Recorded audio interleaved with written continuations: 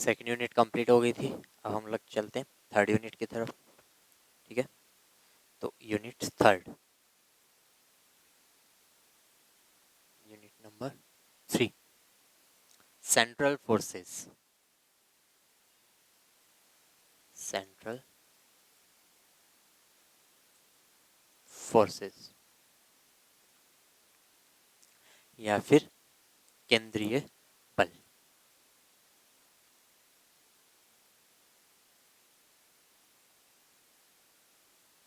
कि ऐसे फोर्स जो किस पर डिपेंड कर रहे हो, डिस्टेंस के इनवर्सली प्रोपोर्शनल हो, जिनका मैग्नीट्यूड आर की पावर एन, इस तरह से वो इनवर्सली प्रोपोर्शनल हो आर की किसी पावर के।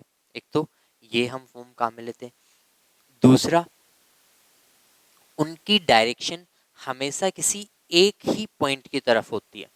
ठीक है, अब देखना कैसे मैं दिखा सकता हूँ। मान लो मैं एक लाइन बनाता हूँ, यहाँ पर दो पार्टिकल्स हैं, इनके बीच में फोर्स लग रहा है, तो मैं यहाँ पर कोई एक पॉइंट ले लेता हूँ। अब इनके बीच में जो फोर्स लग रहा है उसकी डायरेक्शन हमेशा क्या होगी, इस पॉइंट की तरफ होगी। ये चाहे दोनों पास आ रहे हैं, फोर्स की वजह से अट्रैक्शन हो रहा है, रिपल्शन हो रहा है, हमेशा इस पॉइंट की तरफ रहेगी। तो एक सेंटर की तरफ है, पॉइंट की तरफ है, इसलिए हम लोग इसको क्या बोलते हैं, सेंट्रल फोर्स। और ये किस पर निर्भर कर रहे हैं, आर पर निर्भर करते हैं। अब इस पॉइंट की डायरेक्शन को हम लोग कैसे दिखा देते हैं कि ये किस तरफ होंगे, आर केप की तरफ, या इनकी डायरेक्शन कैसे होगी, आर केप की तरफ। या मैं ऐसे दिखा सकता हूँ, जो सेंट्रल फोर्स है वेक्टर फॉर्म में, ठीक है, उनका मैग्नीट्यूड तो किस पर डिपेंड करता है, आर पर। ये पॉजिटिव भी हो सकते हैं, नेगेटिव भी हो सकते हैं, और इनकी डायरेक्शन किस पर डिपेंड करेगी, आर केप पर। ठीक है, और जो ये एफ आर होगा मैग्नीट्यूड, एफ आर किसके प्रोपोर्शनल होगा, 1/r की पावर n के। ये साइन हटाएंगे तो यहाँ से एफ आर इक्वल्स टू क्या आ जाएगा, k/r की पावर n। तो ये इस फॉर्म में भी लिख सकता हूँ मैं यहाँ पर। तो F vector R equals to कैसे दिया जाएगा, प्लस माइनस k/r की पावर n, साथ में क्या आ जाएगा, आर कैप। ये सेंट्रल फोर्स की डेफिनेशन हम लोग यहाँ से इस फॉर्म में दिखा सकते हैं। अब देखो, तो पॉजिटिव साइन भी आ रहा है, नेगेटिव साइन भी आ रहा है। पॉजिटिव साइन तो किसको रिप्रेजेंट करता है, रिपल्सिव फोर्स को, रिपल्सिव फोर्स। और नेगेटिव साइन किसको रिप्रेजेंट करता है, अट्रैक्शन फोर्स, अट्रैक्शन फोर्स। ये पॉजिटिव रिपल्सिव फोर्स और नेगेटिव अट्रैक्शन फोर्स को रिप्रेजेंट करता है। ये तो होगी एक छोटी सी नॉर्मल सी बात सेंट्रल फोर्सेस। ठीक है, अब इनकी हम लोग प्रॉपर्टीज पढ़ने वाले हैं जो इम्पोर्टेंट है, और एग्जाम में ये प्रॉपर्टीज ही पूछी जाती है। डेफिनेशन तो कभी बात ही नहीं की जाती। इन प्रॉपर्टीज है 7-8 प्रॉपर्टीज होगी लगभग अपनी, और उनसे रिलेटेड बात ही हमें करनी होती है, वही एग्जाम में पूछे जाते हैं सेंट्रल फोर्स की प्रॉपर्टीज। तो देखोगे फर्स्ट प्रॉपर्टी क्या है सेंट्रल फोर्स की, फर्स्ट प्रॉपर्टी है कि जो सेंट्रल फोर्स होते हैं हमेशा एक ही प्लेन में अप्लाई होते हैं, मतलब एक ही प्लेन में ये लग रहे होते हैं। देखो एक ही प्लेन में लग रहे हैं, तो इसको, इस प्रॉपर्टी को हमें कैसे दिखाना पड़ेगा। इस प्रॉपर्टी के लिए अपने पास एक तरीका होता है क्या, कि अगर मुझे R vector cross V vector क्या मिल जाए, constant. R vector cross vector अगर कांस्टेंट मिल जाता है तो मैं क्या बोलूँगा, देखना आर क्रॉस वी किसको शो करता है, अगर मैं इसको एम से और मल्टीप्लाई करूँ तो ये एंगुलर मोमेंटम को शो करेगा। अगर एंगुलर मोमेंटम यहाँ पर कांस्टेंट आ रहा है, ठीक है, तो एंगुलर मोमेंटम कैसे शो होता है, आर और वी के परपेंडिकुलर, तो ये एक की डायरेक्शन आ जाएगी आर क्रॉस वी की। अब चाहे आप एक प्लेन में हो, अगर ये कांस्टेंट वेक्टर है तो इसकी डायरेक्शन हमेशा क्या रहने वाली है, ऊपर की तरफ ही। ये डायरेक्शन अपनी चेंज नहीं करेगा। तो आप अगर केवल और केवल इसी प्लेन में मूव कर रहे हो तभी ये ऊपर की तरफ डायरेक्शन रखेगा। अगर आपने अपना प्लेन चेंज कर लिया तो इसकी डायरेक्शन भी क्या हो गई, चेंज, तो ये कांस्टेंट वेक्टर नहीं रहा।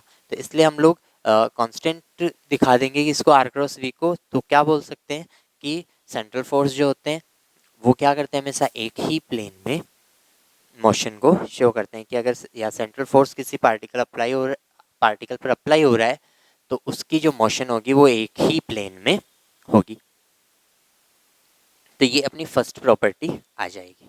मतलब हम लोग यहाँ दिखाने वाले हैं, देखोगे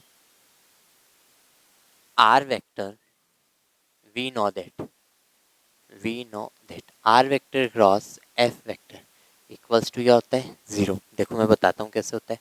एफ वेक्टर हमें बताया क्या होगा, एफ ऑफ आर साथ में आर केप और प्लस माइनस होगा। यहाँ पर आर केप क्या होगा, आर केप आर वेक्टर की डायरेक्शन में यूनिट वेक्टर होगा। तो देखो इसको मैं क्या लिख सकता हूँ, एफ वेक्टर की वैल्यू मैं वहाँ पर पुट करूँगा, करो तो R vector cross plus minus F of are R cap, ये निकाल रहा हूँ मैं 0 कैसे आता है। तो यहाँ से ये plus minus F of R तो बाहर आ गया, यहाँ पर क्या आ जाएगा, are vector cross R cap, R vector cross R cap क्या होता है, 0। तो ये वाली टर्म कितनी हो गई, 0। मतलब हमें पता है R vector cross F vector equals to क्या होगा, 0। अब देखना R vector cross F vector को मैं क्या लिखूंगा, M D two are vector upon D T square किसके इक्वल होगा, 0 के इक्वल होगा। M D two are upon D T square equals to होगा 0 के। यहाँ से m तो 0 से रहा, तो इस इक्वेशन को क्या लिखा जाएगा, are vector cross D two are vector upon D T square किसके इक्वल होगा, 0 के इक्वल हो जाएगा। अब इस इक्वेशन देखो मैं क्या लिख सकता हूँ, R cross D two are upon D T square को, इस इक्वेशन को क्या मैं ऐसे लिख सकता हूँ क्या, D upon D T R vector cross D are upon D T, ऐसे लिख सकता हूँ क्या, इक्वल्स टू क्या, R vector cross D two are vector upon D T square. मतलब इसको इस फॉर्म में लिखा जा सकता है क्या, देखो कैसे लिख सकते हैं हम, इसको सॉल्व करो, क्या करेंगे फर्स्ट इंटू सेकेंड से, तो फर्स्ट इंटू सेकेंड का डिफ्रेंशिएशन क्या हो जाएगा, D two are vector upon D T square plus first का differentiation d are upon D t into second d are upon D t. D are upon D t और d are upon D t दोनों same direction में, angle दोनों के बीच में कितना बनेगा, 0। तो ये क्या बन गया, साइन 0 से ये 0 आ जाएगा, इक्वल्स टू क्या आ जाएगा, are vector cross D two are upon D T square. आ रहे हैं ना, दोनों इक्वल हो गए। मतलब इस फॉर्म को हम लोग इस फॉर्म में लिख सकते हैं। तो इस फॉर्म को देखो मैं यहाँ लिख रहा हूँ, D upon D T R vector cross D R vector upon D T equals to क्या हो गया, अपॉन डी टी, साथ में क्या आ जाएगा, are vector cross V vector equals to 0। तो यहाँ से क्या मिला मुझे, R vector cross V vector equals to constant. यही हमें डिराइव करना था, ठीक है, कि सेंट्रल फोर्सेस के लिए हमेशा आर क्रॉस वी का जो या आर और वी का जो क्रॉस प्रोडक्ट है वो क्या मिलेगा, कांस्टेंट मिलेगा। जो एक पर्टिकुलर डायरेक्शन को दिखाता है वो डायरेक्शन अगर कभी भी चेंज नहीं होगी तो इस फोर्स की वजह से जो मोशन आ रही है पार्टिकल की वो क्या रहेगी, एक ही प्लेन में रहेगी, वो प्लेन चेंज नहीं होगा। हल हो गई, ये किसी कांस्टेंट के इक्वल आ गया। यही हमें डेराइव करना था। आगे चलते हैं। Second property, equation of motion. अगर कोई पार्टिकल किसी सेंट्रल फोर्स के अंडर में मोशन कर रहा है तो उसके लिए इक्वेशन ऑफ मोशन कैसे दी जाएगी, देखोगे बहुत ही इम्पोर्टेंट है ये, काफ़ी ज़्यादा। ऐसे मान लो अप्रोक्स हर बार एग्जाम में ये पूछ लिया जाता है, ठीक है ना। तो इसके लिए हम लोग एक सिस्टम लेंगे, कोऑर्डिनेट सिस्टम। मान लो ये मैंने कोऑर्डिनेट सिस्टम लिया है, ये एक्स डायरेक्शन है, ये वाई डायरेक्शन है। यहाँ पर कोई पार्टिकल है पी पॉइंट पर, इस पी पॉइंट के कोऑर्डिनेट्स क्या है, एक्स एंड वाई, ठीक। यहाँ पर और ओ से पी तक की जो डिस्टेंस है वो मैं किससे दिखा रहा हूँ, आर वेक्टर से, और इसका जो एक्स एक्सिस के साथ एंगल बन रहा है वो कौन सा एंगल है। यहाँ पर मैंने एक परपेंडिकुलर ये ड्रॉ कर दिया, एक ये। यहाँ से यहाँ तक की डिस्टेंस कितनी हो जाएगी अक्स, यहाँ से यहाँ तक की डिस्टेंस कितनी हो जाएगी वाई। तो मैं अक्स आर और थीटा में रिलेशन निकाल सकता हूँ, वाई आर थीटा में भी रिलेशन निकाल सकता हूँ। देखो अक्स इक्वल्स टू तो क्या मिलेगा, यहाँ से यहाँ लिख देता हूँ मैं, x r cos theta equation number 1, और वाई इक्वल्स टू क्या मिल जाएगा आर साइन थीटा, ये क्या मिलेगी इक्वेशन नंबर 2। हमें ये दो इक्वेशंस मिल गई। अब इन दोनों इक्वेशंस को ही हमें आगे सोल्व करते हुए चलना है। देखो बहुत बड़ी ये डेरिवेशन होने वाली है, तो कहीं भी हमें स्टेप मिस नहीं करना है, एकदम तरीके से हम लोग इसे सॉल्व करेंगे। ठीक है, अब मैं पहले तो निकालूंगा वेलोसिटी, फिर निकालूंगा एक्सीलरेशन। पार्टिकल क्या कर रहा है, मूव कर रहा है, किसी भी डायरेक्शन में ये मूव कर रहा है, लेकिन जो फोर्स इस पर अप्लाई हो रहा है वो कौन सा फोर्स है, सेंट्रल फोर्स, ध्यान रखना। ठीक, ये 1 और 2। अब मैं क्या निकाल रहा हूँ, D X upon D, equation 1 का टी के रेस्पेक्ट में मैंने क्या कर दिया, डेरिवेटिव करो, फर्स्ट इंटू सेकेंड। तो देखो फर्स्ट का डिफ्रेंशिएशन क्या आ जाएगा, d are upon D T cos theta, ऐसा का ऐसा। फिर अगर इसका निकालें कॉस थीटा का, तो ये देखना आर कॉस थीटा का क्या हो जाएगा, माइनस साइन थीटा, और डी थीटा अपॉन डी, इस फॉर्म में ये दिया जाएगा, R sine theta D theta upon D T. फिर दूसरा देखो ये इक्वेशन नंबर कितनी बना दी मैंने, 3।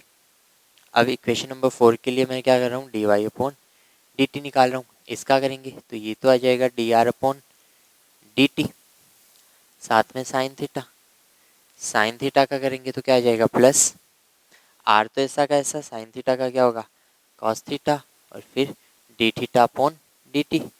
तो ये बन जाएगी अपनी इक्वेशन नंबर 4। तो D X upon D T निकाल लिया, D Y upon D T मैंने निकाल दिया, इक्वेशन 3 एंड 4। अब मैं निकालने वाला हूँ D two x upon D T square, acceleration. मैंने यहाँ पर हमें फोर्स देखना है, तो F equals to M A होता है, तो एक्सीलरेशन हम लोगों का मेन मोटिव क्या है, यहाँ पर एक्सीलरेशन निकालना। तो यहाँ पर देखो इक्वेशन 3 का फिर से डिफ्रेंशिएशन किया, तो ये किसको दिखाएगा, D two x upon D T square equals to, इसका एस्पेक्ट में डिफ्रेंशिएशन करना है, तो देखो मैं ऐसे दिखा रहा हूँ, डी अपॉन डी टी, ये टर्म ऐसे दिखा देता हूँ, cos theta D R upon D T, minus ये कैसे दिखाएंगे, R sine theta D theta upon D T. Open करो इसे, यहाँ पर दिखाई दे रहा है ना, चलो नहीं कर देता हूँ, तो ये मिल जाएगा हमें D two x upon D T square equals to, दिखाई दे रहा है हाँ। इसमें first into second rule apply हो जाएगा। देखो फर्स्ट cos थीटा ऐसा का ऐसा, इंटू सेकेंड का डिफ्रेंशिएशन क्या हो जाएगा, D two are upon D T square, plus second into first का डिफ्रेंशिएशन, तो cos थीटा का क्या होता है, माइनस साइन थीटा, ये D are upon D T ऐसा का ऐसा, D are upon D T ऐसा का ऐसा, और साथ में क्या हो जाएगा, D theta upon D T, ये आएगी टर्म। तो इसका हुआ है अभी, तो इसका करेंगे लोग माइनस, यहाँ बड़े ब्रैकेट में दिखा देता हूँ, फर्स्ट का डिफ्रेंशिएशन फिर सेकेंड इंटू थर्ड मल्टीप्लाई में, तो ये आ जाएगा देखो साइन थीटा, आर का करेंगे तो क्या हो जाएगा, d are upon D t, into में क्या आएगा, d theta upon D t आ गया।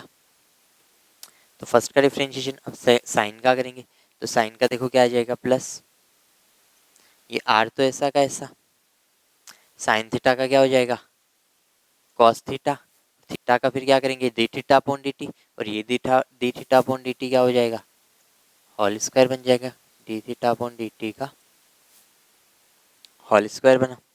फिर आगे देखो प्लस प्लस इसका करेंगे D theta upon D t का, तो आर साइन थीटा तो ऐसा का ऐसा आएगा, और क्या हो जाएगा D two theta upon D T square, ये बन जाएगा। पूरी ये वाली इक्वेशन बनी अपनी। ठीक, इसको थोड़ा सा हम लोग कस्टमाइज और कर लेंगे। तो ये d2x अपॉन डी थीटा। अब देखो साइन और कॉस की टर्म्स आ रही है यहाँ पर, तो साइन और कॉस की टर्म्स जो कॉमन आ रहा है उनको कॉमन लेंगे, बच रहा है उसको बचा देंगे। देखो अब मैं यहाँ लिख देता हूँ, यहाँ पर लिख रहा हूँ। तो कोस वाली टर्म्स को तो मैं पहले काम में ले रहा हूँ। तो देखो ये अपने पास मिल रहा है d2x upon D T square.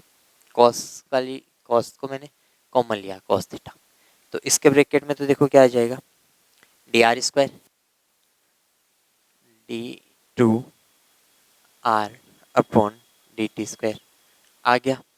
और देखो कॉस की टर्म कौन सी है, ये वाली, कॉस थीटा कॉमन आया तो बच के जाएगा minus r d theta upon D t का whole square, minus r d theta upon D t का होल स्क्वायर, ब्रैकेट बंद।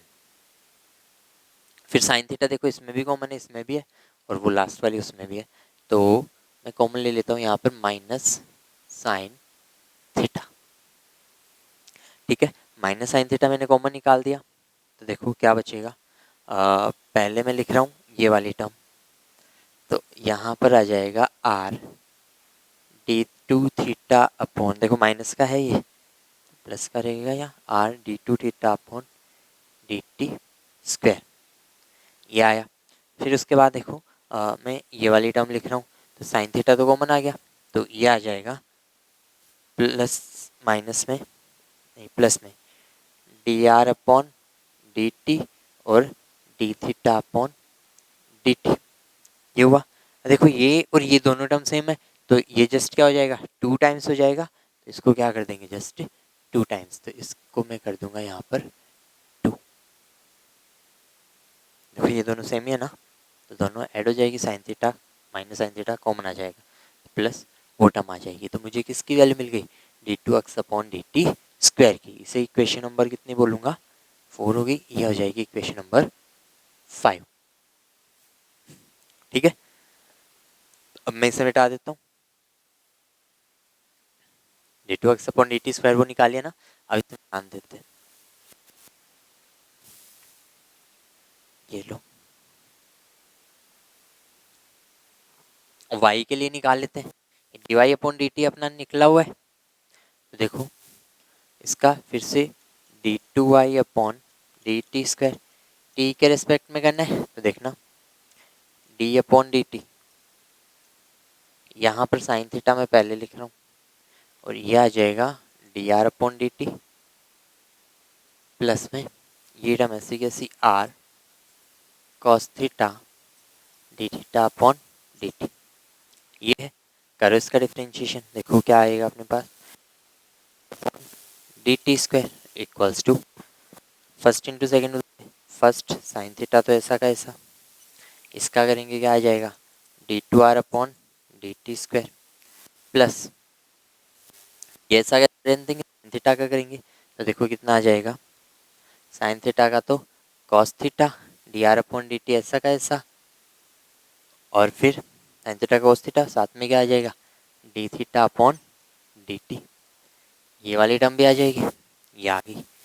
प्लस आगे वाले क्या करते हैं, तो प्लस प्लस साइन है, ब्रैकेट में बंद कर देता हूँ इसे मैं, फर्स्ट आर का करेंगे, बाकी ऐसे की ऐसी, तो ये cos theta D R upon D t, और साथ में क्या आ जाएगा, D theta upon D t आएगा। आर का करेंगे तो d are upon D t आ गया, कॉस थीटा ऐसा कैसा लिखा, d theta upon D T ऐसा कैसे लिखा, लिख दिया।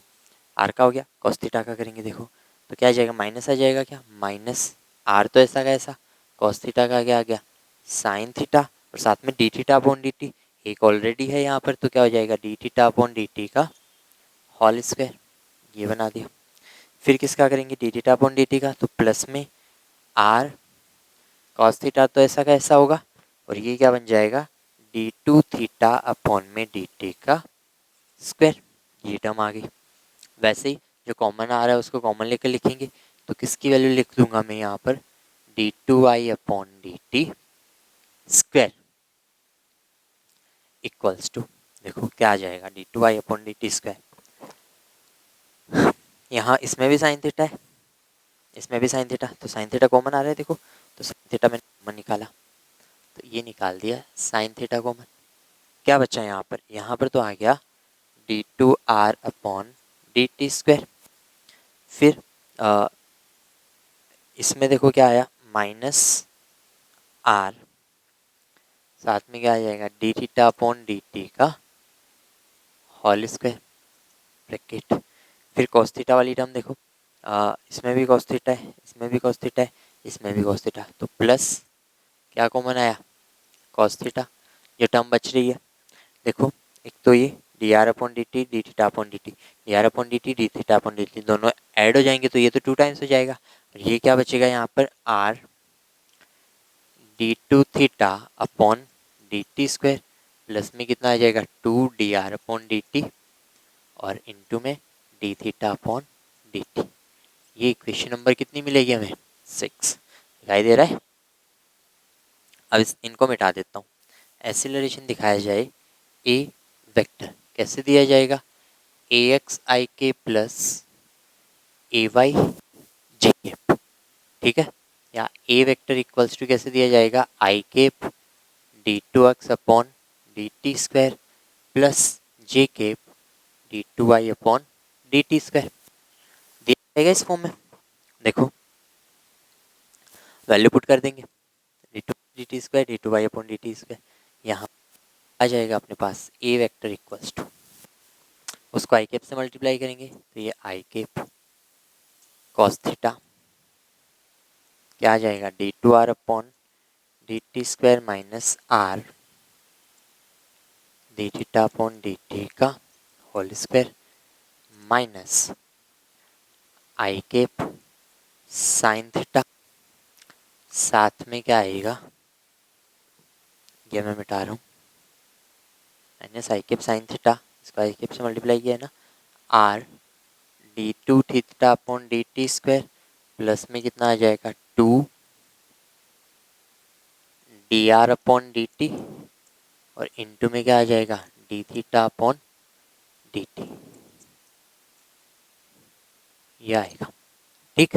प्लस प्लस जे के D two upon D theta की वैल्यू ये रखेंगे, तो देखो मैं यहाँ से मिटा दूंगा, तो ये जे के यहाँ पर आ जाएगा साइन थीटा, ये साइन थीटा मिटा दिया, साथ में क्या आएगा d two are upon D T square minus r d theta upon D t का होल स्क्वायर, ये प्लस प्लस जे केप, ये मिटा देता हूँ, ये भी मिटा देता हूँ, प्लस जे केप, ये क्या आएगा कॉस थीटा इंटू में r D two theta upon D T square plus 2 d are upon D t into में d theta upon D t, लिख दिया, इसको भी मिटा दो। तो ये आई केप में आ गया, ये जे केप में आ गया, बोला था ना बड़ी बड़ी इक्वेशंस बन जाएगी, ठीक। अब देखो इनमें, इन दोनों में तो ये वाली टर्म कॉमन आ रही है और इन दोनों में ये वाली टर्म कॉमन आ रही है, तो कॉमन निकाल देंगे तो देखना ए वेक्टर कैसे दिया जाएगा, ए वेक्टर इक्वल्स टू, यहाँ पर जो कॉमन आ रहा है वो निकाला, तो ये देखो d two are upon D T square minus r d theta upon D t का होल स्क्वायर, ये कॉमन निकाला इन दोनों टर्म्स में, तो इसमें तो क्या बचा i cap cos theta plus plus j cap sine theta, ये आ जाएगा इसमें, और इस वाली टर्म में प्लस क्या कॉमन निकाल रहा हूँ मैं, देखो इसमें आ जाएगा R D two theta upon में d T square plus 2 d are upon D t और D theta upon D T, ये तो कॉमन निकाल दिया, साथ में बचा क्या यहाँ पर बच जाएगा minus i cap sine theta plus J cap cos theta, ये टर्म यहाँ आ जाएगी। तो ये अपना आ गया ए वेक्टर। अब मैं इसे भी मिटा देता हूँ, ये इक्वेशन आ गई। तो ए वेक्टर की वैल्यू मिली। अब देखो, we know that unit vector along radial direction या त्रिज्य दिशा में एकांक सदिश, ये आप लोगों ने पोलर कोऑर्डिनेट्स में पढ़ा होगा मैथ्स में, ठीक है। तो वो हम लोग डायरेक्ट वहां से काम में ले रहे हैं। बाकी आप लोग वैसे खुद से सॉल्व करना चाहो तो कर सकते हो, या ऑलरेडी याद ही रख लोगे ये, ठीक है। काफ़ी जगह ये काम में आता है, ठीक है। जब रेडियल कंपोनेंट्स की बात की जाएगी तो आर केप तो कैसे दिया जाएगा, i cap cos theta plus j cap sine theta, ऐसे, ठीक है। देखो मैं एक बार बता देता हूँ कैसे आता है ये। हमें पता है आर वेक्टर इक्वल्स टू क्या होता है, एक्स आई के प्लस वाई जे के। तो आर वेक्टर इक्वल्स टू ऐसे लिख सकता हूँ मैं, are cos theta i cap plus r sine theta j cap. अगर मुझे आर केप निकालना है तो वो कैसे दिया जाएगा, आर वेक्टर अपॉन आर, इसको डिवाइड करो आर से, इसको भी किया तो यहाँ पर तो क्या आ जाएगा, cos theta i cap plus sine theta j cap, ये आ रहा है ना r cap, cos theta i cap plus sine theta j cap. तो इस तरह से हम लोग निकाल सकते हैं, ऐसे ही थीटा केप भी निकाल सकते हैं। तो ये i cap cos theta plus j cap sine theta, और थीटा केप जो होता है वो क्या होता है, minus i cap sine theta plus j cap cos theta. तो ये देखो ए वेक्टर जो होगा वो कैसे दिया जाएगा, ये दे दिया जाएगा D two are upon D T square minus r d theta upon D t का होल स्क्वायर। इसकी जगह मैं क्या लिख दूंगा, आर कैप, ठीक है, प्लस ये कैसे लिखा जाएगा, R D two theta upon D T square plus two d are upon D t, और साथ में क्या आ जाएगा, D theta upon D t और थीटा के, इस तरह से दिखा दिया जाएगा ए वेक्टर को, ठीक है, रेडियल कंपोनेंट्स की फॉर्म में। और वैसे ए वेक्टर रेडियल कंपोनेंट्स की फॉर्म में कैसे दिया जाता है, vector equals to a r r cap plus a theta theta cap, इन दोनों को कंपेयर करेंगे तो आर केप से ये कंपेयर करेंगे तो ए आर इक्वल्स टू तो कितना आ जाएगा, ए आर इक्वल्स टू तो आएगा अपना d two are upon D T square minus r d theta upon D t का होल स्क्वायर। और इसके बाद में अगर ए थीटा की बात की जाए तो ए थीटा कितना आ जाएगा, R D two theta upon D T square plus two d are upon D t, और इनटू में क्या आ जाएगा, D theta upon D t आएगा ही। कंपेयर कर लेंगे, आर केप का जो मल्टीपल है वो दोनों बराबर होंगे, ए थीटा के मल्टीपल होंगे वो बराबर होंगे, या थीटा के जो मल्टीपल होंगे थीटा केप के, तो ए आर और ए थीटा मिल गए। मैं ये मिटा रहा हूँ।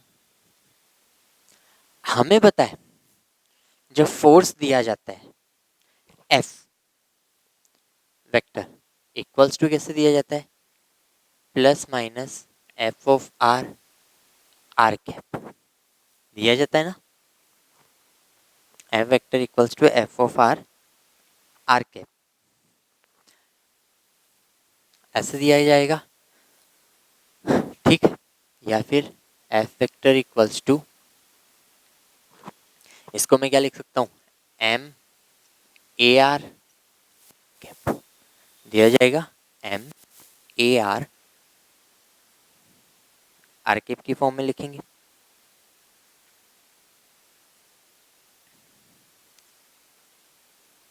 या इसको मैं ऐसे लिख दूँ m a vector, a vector को मैं कैसे लिखूँगा a r cap plus a theta theta cap, लेकिन सेंट्रल फोर्स के लिए तो ये किसके इक्वल होगा एफ ऑफ आर के इक्वल। तो यहाँ से अगर कंपेयर किया जाए दोनों को, ये सेंट्रल फोर्स से आएगा एफ ऑफ आर के, और वैसे एफ कैसे दिया जाता है एम ए वेक्टर से, तो एम ए वेक्टर की वैल्यू मैंने ये रखी और सेंट्रल फोर्स के लिए ये रखी। तो अगर इनसे कंपेयर करूँ मैं तो क्या आ जाएगा m a r equals to तो किसके होगा plus minus F of r cap, देखो आर के कंपोनेंट्स को लिया, और दूसरा क्या आ जाएगा देखो m a theta equals to, इसको मैं ऐसे भी लिख सकता हूँ क्या जीरो इंटू में थीटा के, तो ये किसके इक्वल रहेगा जीरो के इक्वल रहेगा। तो देखो अगर यहाँ से वैल्यू पुट की जाए की, तो अपने पास इक्वेशन क्या बन जाएगी एम ए आर की वैल्यू ये रही d two are upon D T square minus r d theta upon D t का होल स्क्वायर, ये बनी इक्वल्स टू किसके रहेगा f of r cap plus minus equals to रहेगा plus minus F of r, ये आ जाएगा। दूसरी इक्वेशन देखो क्या बनी अपने पास आर एम मल्टीप्लाई में आ रहा है, लेकिन एम तो क्या होगा जीरो हो नहीं सकता, तो ये वाली टर्म ही जीरो होगी। मैं दिखा दूंगा r D two theta upon D T square plus में, यहाँ नीचे दिखा देता हूँ सुंदर लगेगा दिखने में। तो ये एक इक्वेशन तो ये बनी, एक इक्वेशन देखो ये वो वाली बनेगी क्या r D two theta upon D T square plus में टू इंटू में क्या आ जाएगा D theta upon D T equals to क्या होगा ज़ीरो। यहाँ से कंपेयर करेंगे तो ये आ जाएगा। इस इन दोनों को क्या बोला जाता है equation of motion under central force. Central force के अंडर जो इक्वेशन ऑफ मोशन दी जाएगी वो इस फॉर्म में दी जाएगी। ठीक है, तो दो इक्वेशन ऑफ मोशंस मिल जाती है। ठीक है, कर लोगे, काफ़ी इंपॉर्टेंट टॉपिक है और थोड़ा सा लेंदी भी है, लेकिन टफ नहीं है, लेंदी है टफ नहीं है। ठीक है, आज के लिए इतना ही, थैंक यू।